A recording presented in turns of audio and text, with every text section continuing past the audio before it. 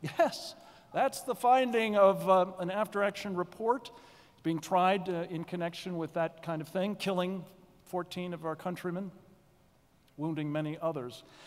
Today, you may have heard that the Department of Homeland Security would advise those who shot him and kept him from killing God only knows how many more. Today, they're being advised, in the event they're faced with a shooter, to run and hide. If all else fails, to throw something at them. I don't know about you, but I'm entirely with the Border Patrol folks who are crazed about this kind of direction. So obviously, next slide, please, something's wrong here. But what is it? Next slide. I'm going to argue if we simply connect the dots, it becomes pretty clear pretty quickly. Next slide. We have, as John mentioned, published a book, a man that I had the privilege of introducing to you 2 years ago here, Lieutenant General Jerry Boykin, one of our great national heroes, co-led the team that put this together. This is the most important thing I've been involved in, I think, for 24 years, with the possible exception of the next slide, which is something we put out just earlier this year in April. It is a free course. You can, by the way, get the book for free, too. I'd love to sell it to you and sign one, but you can get it downloaded for free if you want. You can take this course for free at MuslimBrotherhoodInAmerica.com. Yes, that's right. They're in America. And I think that helps explain some of those otherwise inexplicable things I just showed you. What are they trying to do, the Muslim Brotherhood? Next slide. Well, they're trying to promote Sharia. What is Sharia? Sharia is a comprehensive, totalitarian, supremacist doctrine that is at the core of mainstream Islam. Let me hasten to add, this might counter what John just said, but I believe firmly, because not all Muslims embrace, practice, or seek to impose Sharia on the rest of us, they're not the problem. But those in Islam who do, unmistakably are. They are, as I've mentioned, brutally repressive. They are particularly horrific to women, to religious minorities, to homosexuals, to artists, to others who are living beings, as a practical matter, just about everybody, other than them. And the trouble is, they seek, as I said, to impose this doctrine worldwide. And in fact, next slide, the Brotherhood is the driving force internationally now, not just in Egypt or Tunisia or Libya or shortly probably in Syria, maybe Bahrain, Yemen, Jordan, perhaps Saudi Arabia, Kuwait, who knows, where all else, but also elsewhere in the world. And sadly, yes, including here. Next slide. Don't take my word for it. This is the strategic plan, the mission statement of the Muslim Brotherhood in America. Dated 1991, drafted by one of the top Muslim brothers, Muhammad Akram. It defines its purpose as destroying us from within by our hands.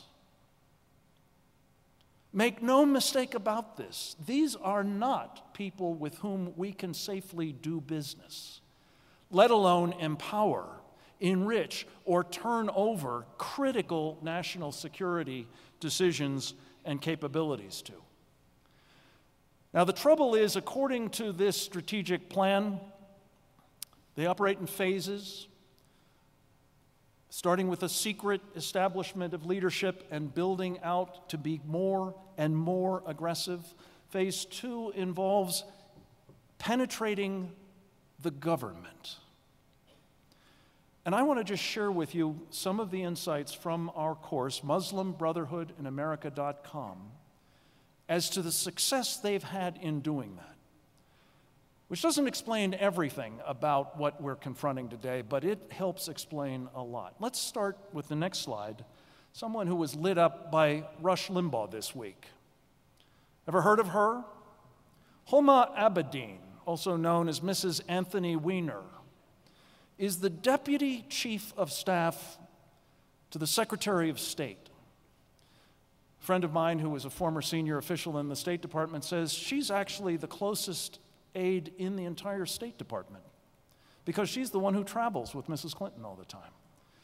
People with much more exalted titles may see her every week or two. She's there every day, day in, day out. Homa Abedin, as Rush Limbaugh pointed out, is tied in numerous ways to the Muslim Brotherhood. Her father, her mother, her brother, all have been active in Islamist organizations, including her mother as a leading figure in the Muslim Sisterhood. Rush pointed out she's close to another Muslim sister, the wife, the first lady now of Mohammed Morsi in Egypt. Sadly, folks, as we point out, next slide, in our course, Homa Abedin is not the only one. These are just 6 that we've done dossiers on, some of whom are actually working on the government payroll, others are advisors, others are being used for liaison or outreach to the Muslim American community. I encourage you to look into them and their backgrounds. If you want to know what is wrong with these pictures, what is wrong with the Obama administration's embrace, empowering, enabling of this mortal threat elsewhere and here, part of the answer, of course, lies with the president himself and his own proclivities in this department. But part of it is the fact he's surrounded himself and put into senior positions and influencers in agencies throughout his government. We need to root them out. A first step, next slide, a first step in that direction, very important, I believe, has been taken by these 5 members of Congress, led by Michelle Bachmann, who's addressed us here before, and 4 others. Congressman Louis Gohmert of Texas, Congressman Trent Franks of Arizona, Congressman Lynn Westmoreland of Georgia, Congressman Tom Rooney of Florida, have taken a very courageous step calling for formal investigations on the basis of our course for the inspectors general of 5 departments to look into these people and the role they're playing inside the wire and the extent to which it is having a subversive effect on policy. They've been asked to report back by the middle of September. I hope they will. And if they don't, we better be holding them accountable and hoping that there will be congressional inquiries made in these areas as well. Next slide. I feel constrained to tell you very quickly that this problem is not unique to the Obama administration. Next slide, please. The penetration began before it came to office. It has enabled it to be as dangerous as it is, though. Next slide, please. It started in a serious way in the Clinton administration. You know the 2 guys on the ends. The guy in the middle you may not know, though he's actually a resident at the moment of this fair state. Yes, folks, he's living in Supermax, serving what was initially a 23-year federal prison sentence on terrorism charges. And this chap, the Clinton administration, thought fit to have create and select and train and credential chaplains for the United States military and the U.S. prison system. He's in prison. His chaplains, I'm afraid, are still at work, which is kind of a problem. Next slide. This is also kind of a problem. In 1998, that same fellow, a top Muslim Brotherhood figure, an Al-Qaeda financier, lashed up with a guy most of you know and think of as a great American conservative for his work on tax issues, Grover Norquist. He started with him something called the Islamic Free Market Institute. I happen to have tumbled upon this because I wound up renting space from Grover Norquist for 7 long years and witnessed firsthand what I'm about to show you in terms of the influence operation that began during that period, went at the George W. Bush 2000 campaign, and then the Bush administration, again, setting the precedents in terms of personnel, policy, and practices that are metastasizing today. Next slide. Another gang of 6. You've already been introduced to Abdurrahman Alamoudi. Let me very quickly go through just some photographs of the rest. Next slide. Next, this is Alamoudi with then Governor Bush and the campaign. Next slide.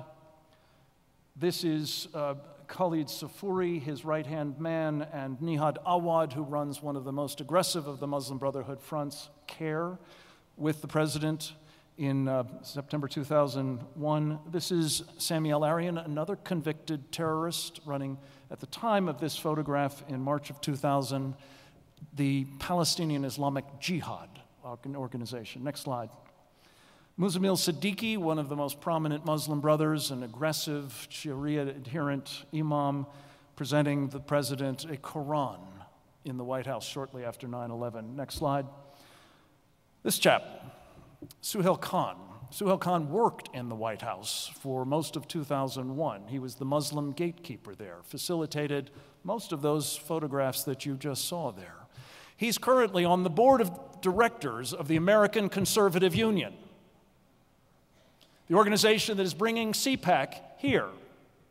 Past practice is any guide, he will appear here. He will maybe do as he did in Washington in February, lead the Pledge of Allegiance. All arranged and orchestrated, I'm sorry to say, by Grover Norquist for the purpose of promoting a man that I believe, if you take a look at part 4 of the course, MuslimBrotherhoodinAmerica.com, you will have no illusion but that both by virtue of the fact that his parents started 3 of the top Muslim Brotherhood organizations in the United States, and he has been involved with them from that day to this, working on their agendas, working with their operatives, and promoting, in other words, the cause of what he calls the Ummah, to which he has pledged his life. Now, ladies and gentlemen, a matter of personal pride, if I may, before I get the cane. Next slide. This is almost the end. These guys are coming here. Cleta Mitchell wrote a scathing memorandum attacking me for what you've just seen and exonerating Grover Norquist and Suhail Khan. It was approved by the board of the American Conservative Union. It is fundamentally wrong. It is an embarrassment to that organization. It is a blight on our movement. And I would urge all of you who heard last night the appeal to attend the meeting here to make it conditional, to call on Al Cardenas, who I admire greatly, and I think he's trying to do the right thing in that organization, to clean house before they come to Denver. Last point. Next slide. Why is this so important? Because this man is being targeted now by this same influence operation. I think everyone in this room knows how important it is that he win. I believe his chances of winning are immensely improved if he calls Barack Obama out on what he's doing to enable the subversion, the destruction of this country from within, not least because I believe women in this country, about whom we're hearing a lot lately, especially as there may be a gender gap working against President or Governor Romney for President Obama. Well, helping women in this country, Democratic women, independent women, Republican women, understand what the mortal peril will be to them and to their families if this kind of operation succeeds in bringing Sharia here, which is its explicit purpose, then I think Governor Romney has a far better chance of actually winning this election handsomely, which is what we need. Last thing. Last slide, please. I want to leave you with this thought. There are many ways in which you can help. I'd be happy to discuss them with you as I sign your book or as you take the course about which this is part 10. But last slide, please. Take this away from this meeting, if nothing else. In 1961, my former boss said the following: freedom is never more than one generation away from extinction. We don't pass it on to our children in the bloodstream. It must be fought for, protected, and handed on to our children to do the same. Or we will spend our sunset years telling our children and our children's children what it was like to live in the United States where men were free. Let's not let that happen. Thank you.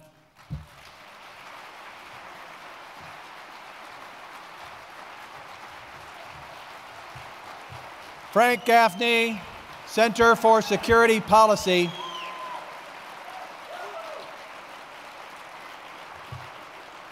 Ladies and gentlemen, this is a patriot. This man is fearless. He is selfless. He is devoted. He is relentless. Agree or disagree with all of the conclusions and lines of inference that he has just shared with us, which are spelled out in so much more detail in his book and his online course. Agree or disagree, we can only be immensely indebted to you, Frank Gaffney, patriot, for raising the right questions that others fear to raise. Now, a man who can testify about how it feels to live in a nation, a society, an entire continent that has slid further down into the influence of those who wish us ill based on their holy book, the Quran, is our next speaker. I'm grateful that a friend of Centennial Institute and of last year's Western Conservative Summit is back with us to make the introduction of our guest from the Netherlands. Craig Silverman is known to many of us as one of Colorado's most accomplished attorneys and lawyers. He has been a prosecutor. In a better world, he would have been elected the district attorney of Denver, and Bill Ritter might never have been governor of Colorado. Craig Silverman recently completed a stellar run of 12 years as the microphone partner of another good friend of Centennial and the Summit, Dan Kaplis. Afternoons just aren't the same without you on the radio anymore, Craig, so for consolation we bring up now in person Craig Silverman.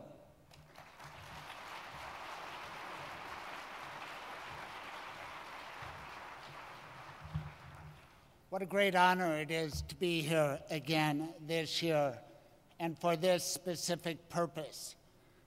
I am a Denver boy, 4th generation, and I think all of you know that we lost one of Denver's finest to senseless, stupid gang violence last weekend. Even as we speak, Denver police officer Selena Hollis is being buried at Fairmount Cemetery. And some people in this city don't want to talk about the gang problem around here, but that won't make it go away. Bad things do not go away if you close your eyes and shut your ears. We have to be able to talk about these things, especially about violent bullies and thugs who would hurt us and intimidate us. I was a prosecutor in this great city for 16 years, and I've had the privilege of being a lawyer for over 30 years in Colorado. I treasure the rule of law, not Sharia law. I was blessed to do that radio show, Kaplis and Silverman. Some of you might wonder what happened. Well, in the words of Tom Coburn, we got term limited, okay? I am not a Republican, but after watching what's gone on for a while now, I'm surely not a Democrat anymore.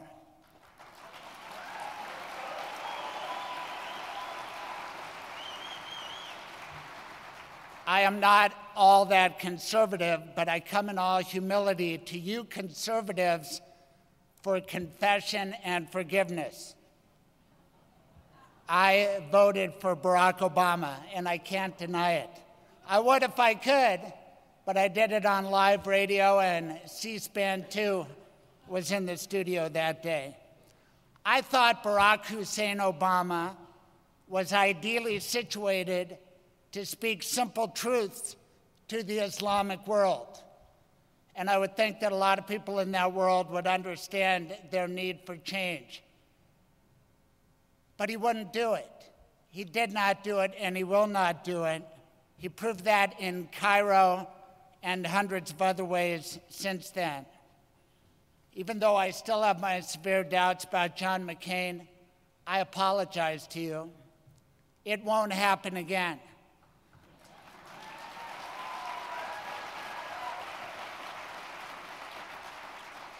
As I had to admit to my radio partner, Dan Kaplis, okay, you were right about Barack Obama, but I was right about Mel Gibson.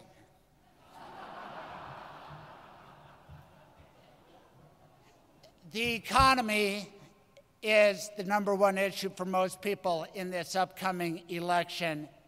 But to me, the bigger issue is national security and our very survival.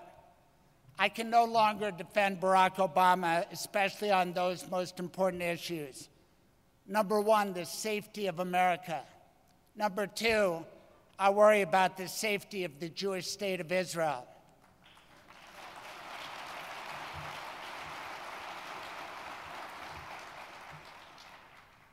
I have the pleasure of reading a lot of books, but no book has affected me more dramatically in the last couple of decades than this book that you were all given, Marked for Death. It's an amazing book. It captured my attention from first to last. Geert is a brave man. He refuses to be intimidated. He is a profile in courage. So are a lot of people that you've had the pleasure to meet, like Pam Geller and Robert Spencer and Frank Gaffney and Senator John Andrews. But Geert, his life experience is extraordinary. Just like I'm a Denver boy, he's a Dutch boy, and now quite a man, quite a political leader, and I think he is a truth teller. I love freedom of speech, so does Geert Wilders. His book, Marked for Death, is all about that, and he brings a perspective that we don't have. He's from Europe. He's seen what's gone on there. He knows what's going on in the Middle East, and it's great that he worries about America. I'm excited to hear from Geert Wilders. What an honor. Ladies and gentlemen, give it up for Geert Wilders.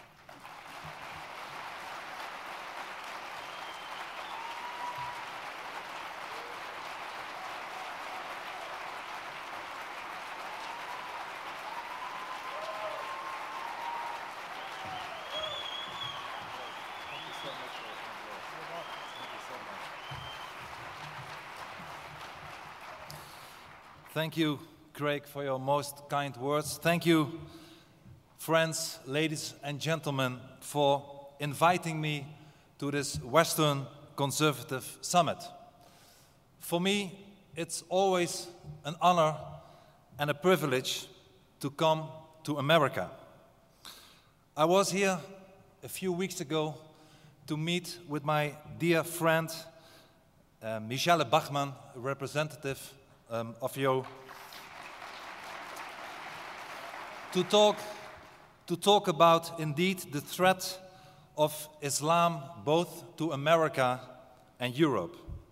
And today I'm very proud to be in Denver, the gateway to the West. This is, as I see it, America's heartland, conservative heartland, where the spirit of your pioneers still lives. And I know that I come at a sad moment. Many of you have been affected by the enormous wildfires raging not far from here. Thousands have been evacuated, and some of them are even staying, as I heard, in this hotel. And few things, ladies and gentlemen, few things are as terrible as losing your homes. And I want to express my deepest sympathy with all the people affected by this disaster. And I want to offer my condolences to the families and friends of those who have lost their lives in the fires. And I am impressed by the solidarity and the help which the people of Denver extend to the victims. You live in a great and generous city. Denver is also privileged to be the home of the Colorado Christian University and the Centennial Institute with its motto, Faith, Family, and Freedom.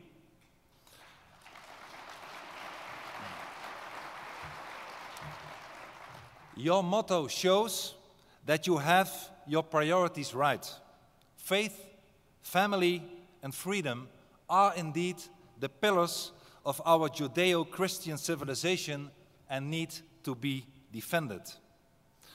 I feel honored to have been here invited to address you today about the situation in Europe and in particularly in my own country, the Netherlands. And this situation serves as a warning in what might happen to America if you fail to be vigilant. As US President Andrew Jackson so rightfully said, and I quote, "Remember, my fellow citizens, that eternal vigilance is the price of liberty, and that you must pay the price if you wish to secure the blessing," end of quote. But first, let me start by introducing myself. I am one of the 150 members of the House of Representatives in the Netherlands, a small country of almost 17 million people in Western Europe. I am the leader of the Party for Freedom, and my party is the third largest of 11 parties represented in the Dutch Parliament. And perhaps many of you think that the life of this politician in the Netherlands resembles the life of the members of your own Congress. Unfortunately, that is not the case. For the past 8 years, I have been living under 24-hour police protection. Wherever I go, plainclothes policemen go with me. I live in a government safe house, heavily protected and bulletproof. I am driven every day again from my safe house to the Dutch Parliament building in armored police cars with flashing blue lights. I have not walked the streets on my own in the last 8 years.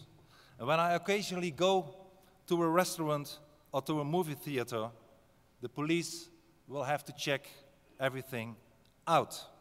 My wife and I have lived in prison cells, in army barracks, just to be safe from assassins. And why? Why do I need this protection? I'm not a president or a king. I'm a mere parliamentarian. I have, however, been marked for death for criticizing Islam. I was placed under police protection in early November 2004 when an Islamic fanatic murdered the Dutch filmmaker Theo van Gogh because he had criticized Islam. Van Gogh was slaughtered on broad daylight in the streets of Amsterdam. And a few hours later, the police found a letter written by the assassin threatening to kill me as well. What have I done, you might ask, to deserve those kind of death threats? What I did is candidly express my view about Islam. My view, in a nutshell, is that Islam, rather than a religion is predominantly a totalitarian ideology striving for world dominance. I believe that Islam and freedom are incompatible. Some people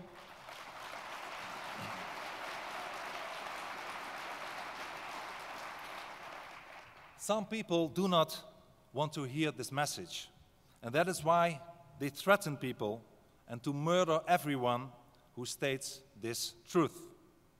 And I'm not the only one who has been marked for death. You all know the British author Salman Rushdie, or the Scandinavian cartoonists Kurt Westergaard or Lask Vilks, who all have been victims of assassination attempts. However, if you really love freedom, you have to speak the truth. And if not, we will all fall victim to Islam. Like earlier, the people in the Middle East, in Northern Africa, in Persia, in India, and in Indonesia fell victim to it. And that is why I spoke, why I speak, and why I will continue to speak, whatever the consequences. I do not want Europe nor America to become Islamic.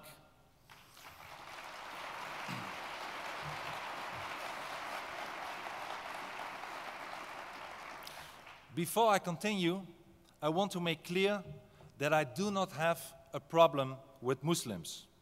There are many moderate Muslims. I always make a distinction between the people and the ideology, between Muslims and Islam. There are indeed many moderate Muslims, but believe me, there is no such thing as a moderate Islam. There is only one Islam, and that is a dangerous totalitarian ideology that is intolerant, that is violent, that should not be tolerated by us, but that should be contained. And in Europe, ladies and gentlemen, in Europe today, we are experiencing that Islam becomes stronger every day in our societies, even when the majority of the Muslims are moderates. Even then, our societies become less free and more intolerant of non-Muslims.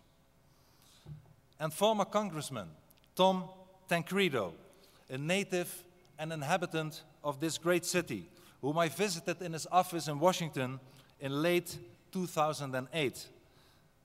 Tom once said, and then he referred to Miami, and I quote, "Look at what happened to Miami. It has become a third world country. You would never know that you were in the United States of America. You would certainly say that you're in a third world country," end of quote. And the same that my friend Tom Tancredo said before about Miami, the same applies to Europe today. Certain parts of our inner cities, many of our inner cities, no longer look like Europe. They look like suburbs of Cairo, of Rabat, of Algiers, of Damascus, of Mecca. And as the Muslim population is concentrated in urban areas, many European cities have very large Islamic concentrations. And the consequences are today that we are confronted with headscarves, with burqas, with polygamy, with female genital mutilation, with honor killings, every day, again and again.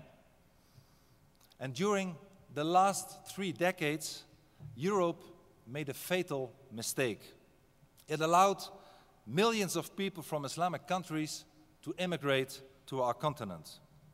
And so many people, rooted in a culture that is entirely different from our own Judeo-Christian culture, have entered Europe, that our heritage, that our freedom, that our prosperity, and that our culture is in danger.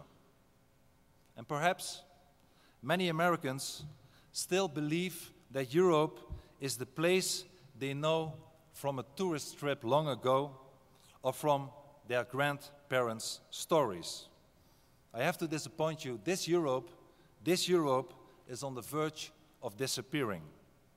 In each one of our cities, wrote the Italian author Oriana Fallaci shortly before she died in the year 2006.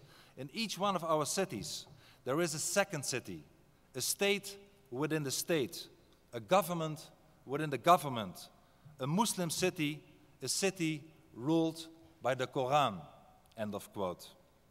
And perhaps many Americans see immigration as something which is inherently good for a country, since I know it contributed in the past so much to the United States.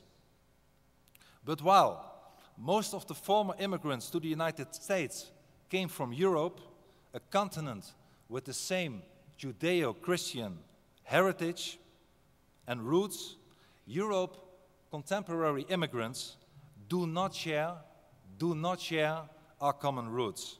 On the contrary, the Islamization of our society today in Europe is undermining that same Western Judeo-Christian values.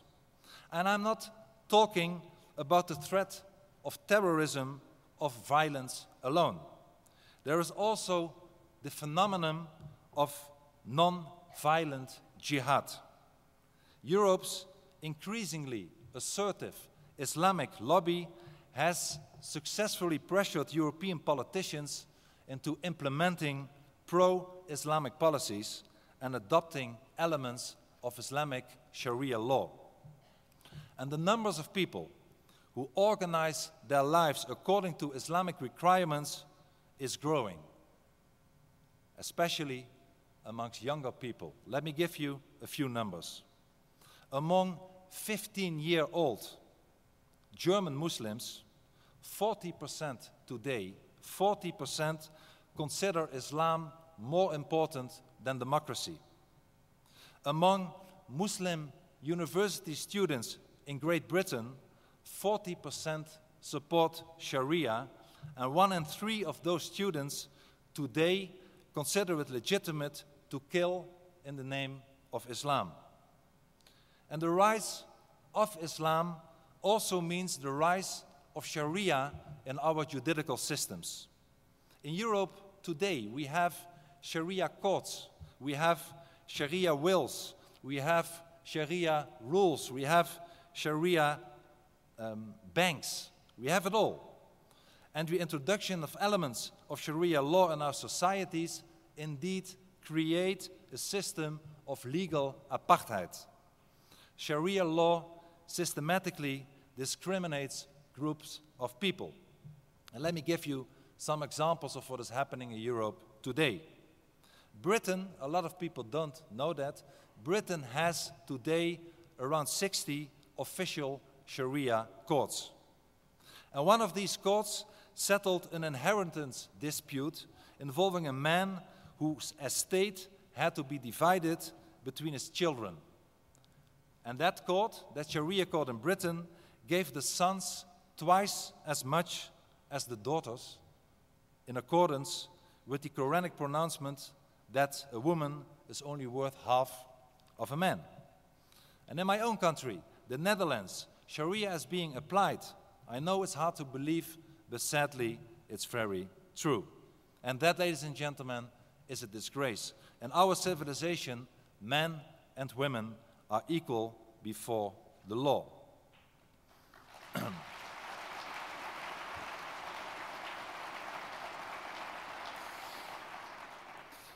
Ladies and gentlemen, please make no mistake.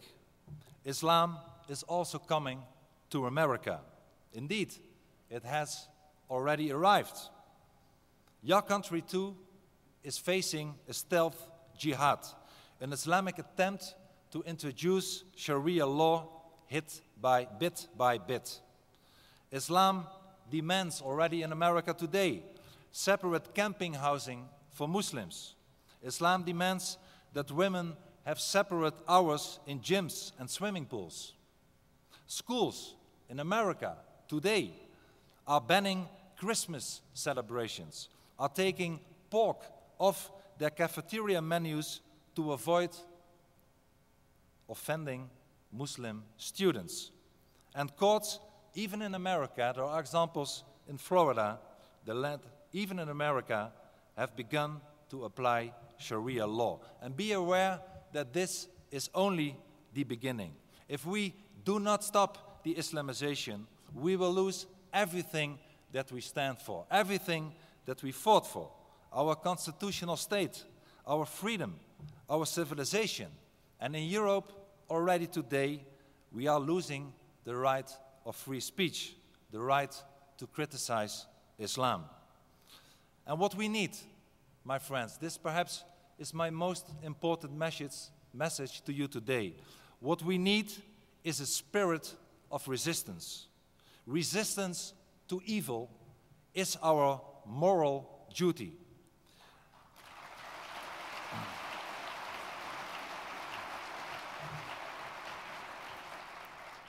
And this resistance begins with expressing our solidarity to all Christians, all Jews, all non-Muslims, all Muslim apostates, in fact, all people who are the victims of Islam.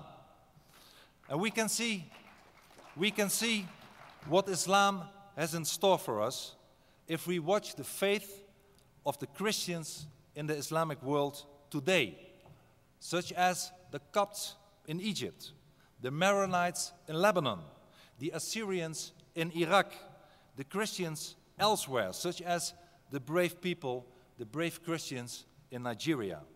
Almost every day, churches are arsoned and Christians are assassinated in Islamic countries. Even in so-called moderate countries as Turkey or Indonesia, Christians face discrimination and humiliation on a daily basis. And the cause of all this Christian suffering is Islam. Rivers of tears are flowing from the Middle East, where there is only one safe haven for Christians. And indeed, this only one place in the Middle East where Christians are safe to be is the state of Israel.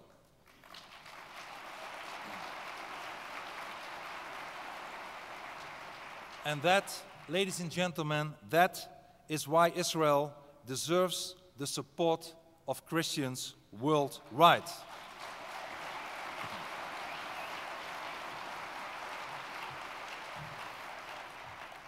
As a matter of fact, Israel is the canary in the coal mine. If Israel cannot exist in peace, none of us can. Israel is the only democracy in the Middle East. It's a safe haven for everyone. It's a beacon of light in an area of total darkness. And if Israel falls, ladies and gentlemen, if Israel falls, everybody will feel the consequences. As a matter of fact, Israel is fighting our fight. Mothers in the West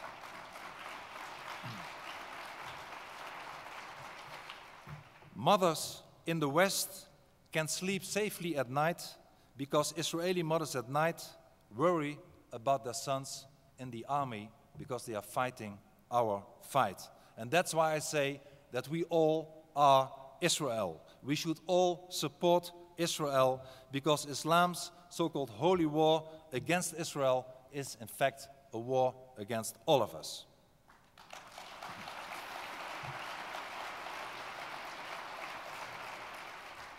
Ladies and gentlemen, in March 2008, I released Fitna, a 15-minute documentary about the Quran and the threat of Islamization in the Netherlands.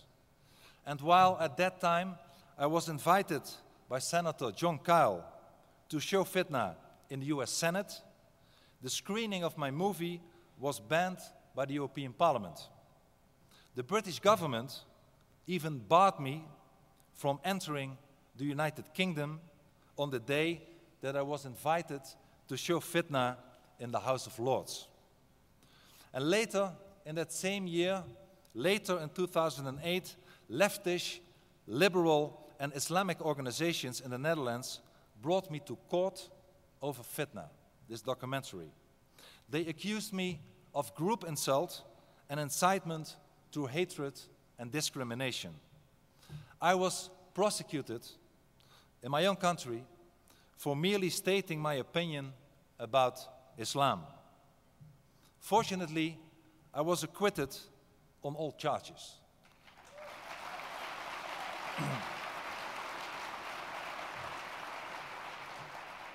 But the legal ordeal lasted almost 3 years. Imagine a member of parliament having to deal with a court case for 3 years. That's a lot of time and energy. And the court finally acquitted me because I had criticized Islam and not Muslims. And because, as an elected politician in a public debate, I was entitled to greater freedom of speech than normal citizens in the Netherlands, which of course is totally wrong. Ladies and gentlemen, dear friends, it is important that we realize how the West got into this present situation. It's partly our own fault because we have foolishly adopted the ideology of multiculturalism.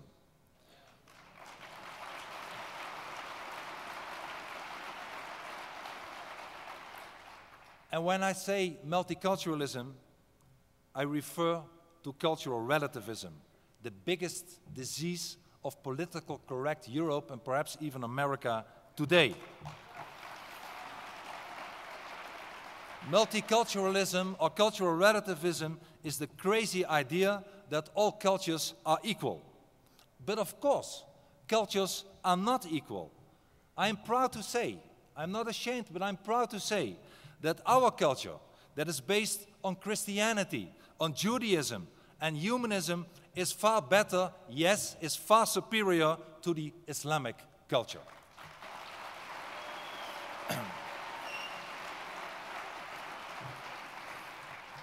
We should not be afraid, but we should be proud to say so. Ladies and gentlemen, cultural relativism, this disease, the political correct disease, is weakening the West day by day. Government leaders, lawyers, judges, churches, trade unions, media, academia, charities, all of them are blinded by political correctness and are condoning Islam.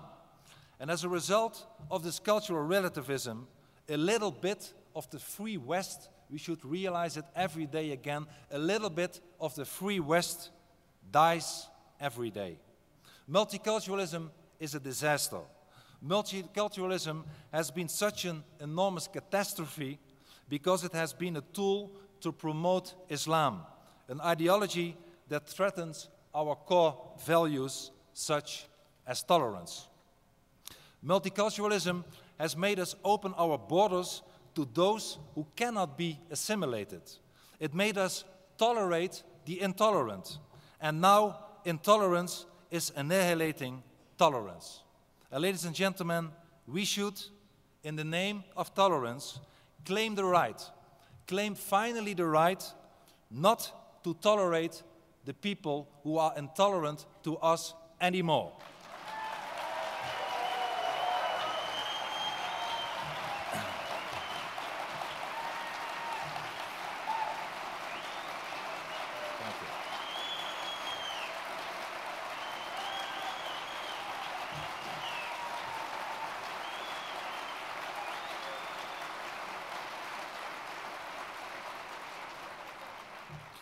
We should, in the name of self-preservation, not allow those who refuse to assimilate to our values, not to their values, but to our values, to enter our countries anymore.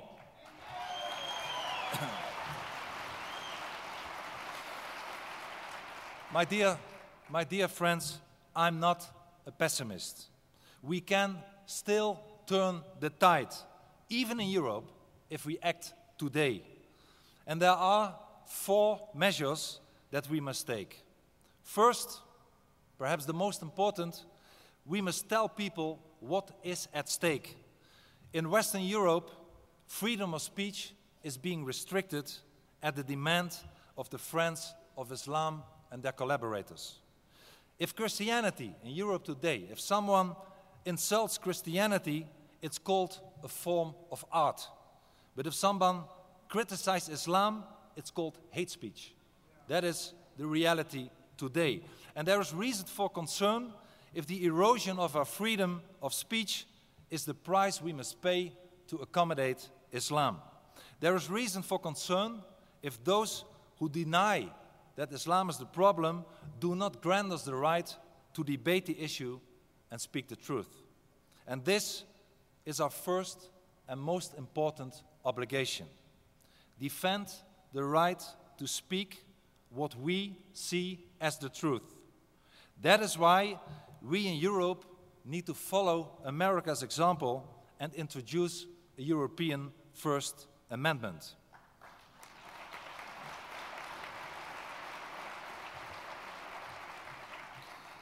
But once we have the right to speak, once we have the right to speak the truth, we need to use that right.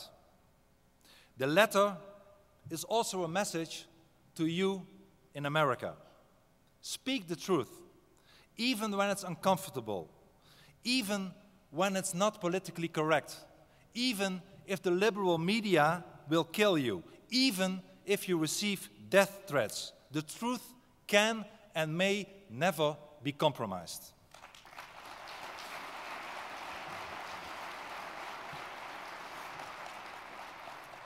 Second, we must, as I said, end cultural relativism. We should not be afraid to say who we are and to know and to say who we are not. We must proudly proclaim that our Judeo-Christian values are better and superior than the Islamic values. Thirdly, we should stop the Islamization process. More Islam means more intolerance and more Sharia and less freedom. We must stop the immigration from Islamic countries. We must expel criminal immigrants. And last but not least, we should forbid the construction of new mosques. There is Islam.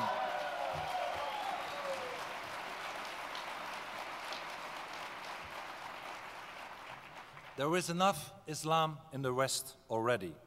And fourth, we must take pride in our nations again. We must demand that immigrants accept our values and not the other way around.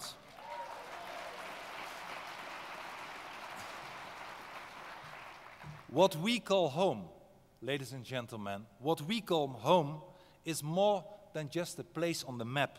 It is our belonging to a community of values, a community of ideas and ideals.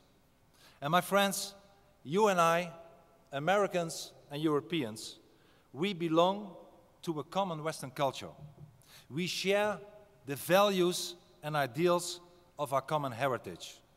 And in order to preserve our nations and our homes, and in order to pass our heritage on to our children, in order to survive, we must stand together.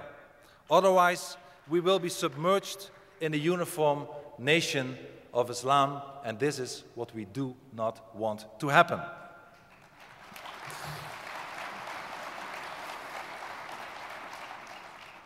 So we must defend our civilization. Ronald Reagan said that the future doesn't belong to the faint-hearted. And Reagan was right. President Reagan was right. We must be brave or we will be swamped by totalitarianism. It's indeed a constant struggle that we are into to preserve our faith, our family, our freedom. But we owe it to our children. And this is why I believe that we must stand firm. We will not submit to Islam, never. We will survive with our own ideology, with our own Judeo-Christian heritage. We will defend our values. We will speak the truth.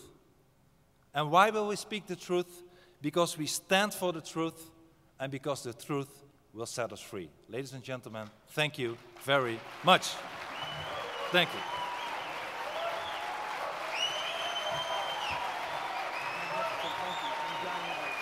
Thank you. Take a couple of questions. Sure. Geert Wilders.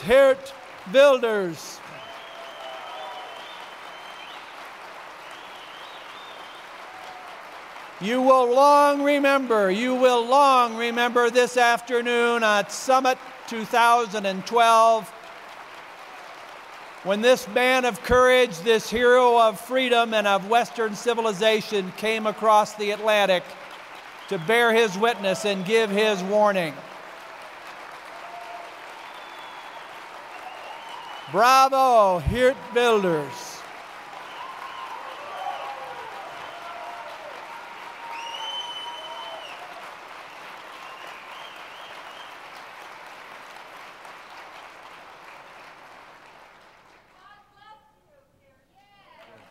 Thank you. This good and brave man who shrinks from absolutely nothing does not shrink from your questions, of course. If we can bring the lights up and go to the microphone so that those watching on TV or the internet can be in the conversation, please identify yourself and we'll take just a few questions. Who's first? Me. Please.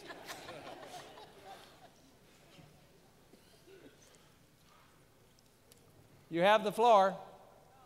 I'm not seeing you. Over here. Over here. This side. Please.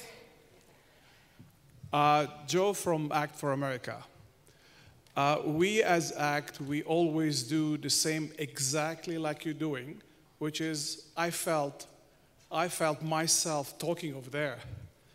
So I know what you feel and I know what happened because I'm from Lebanon. Now, we are seeing mosques in this country growing like mushrooms. Now, the biggest mosque, by the way, for everybody, is coming to Fort Collins. The biggest mosque in Middle America, into Fort Collins. Now, what do you think we have to do to stop building these mosques other than resistance?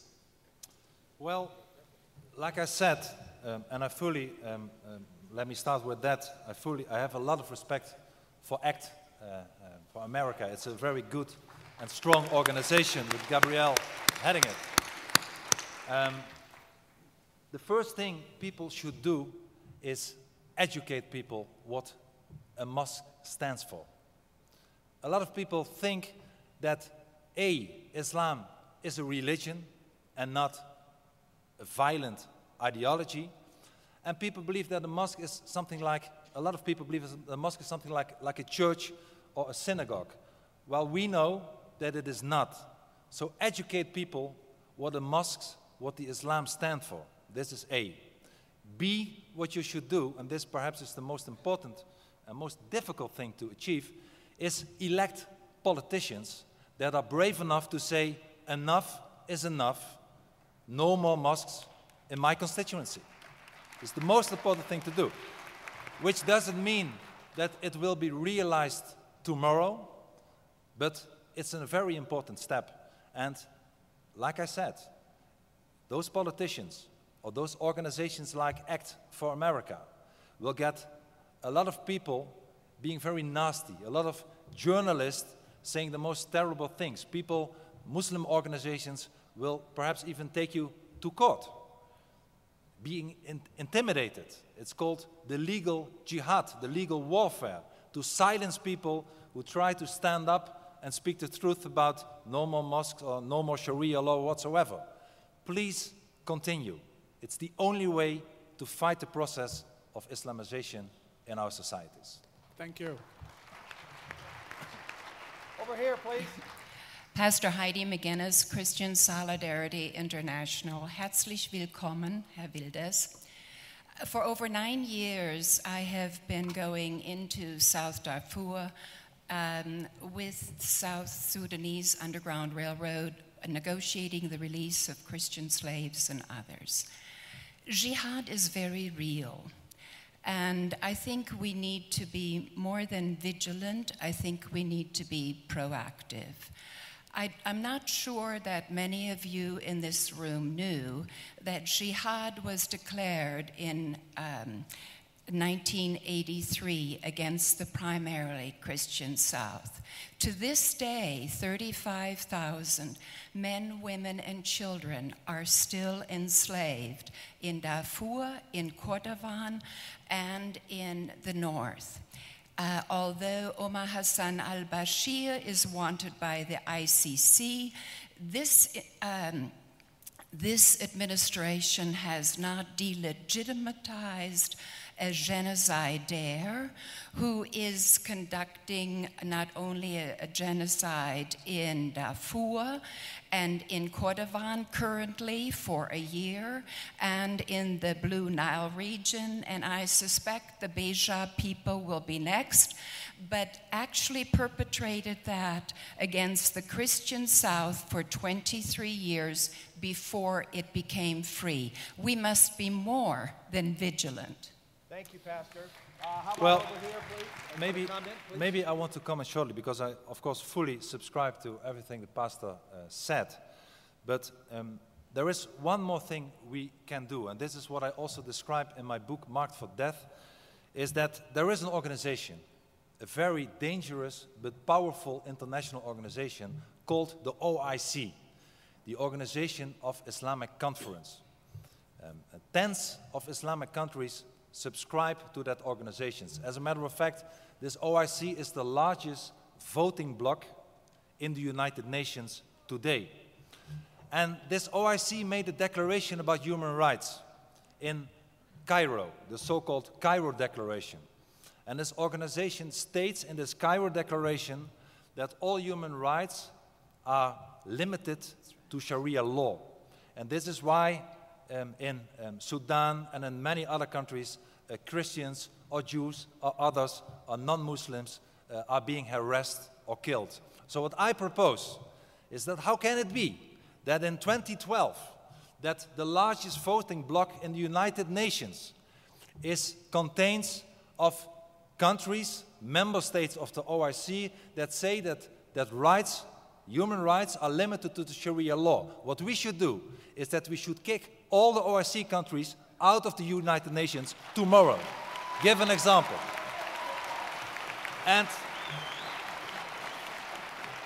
this is the only language they understand. If you discuss with them, it is seen as weakness. We should act, not talk, but act.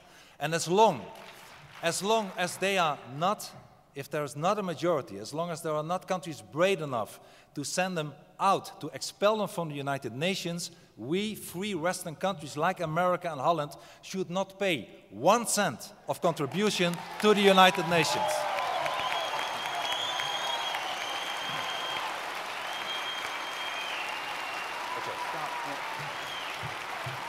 Yes, please do stand and once again recognize our magnificent guest, our brother who loves freedom and loves God from across the Atlantic, Dutch parliamentarian, our hero, Geert Wilders. Thank you, sir.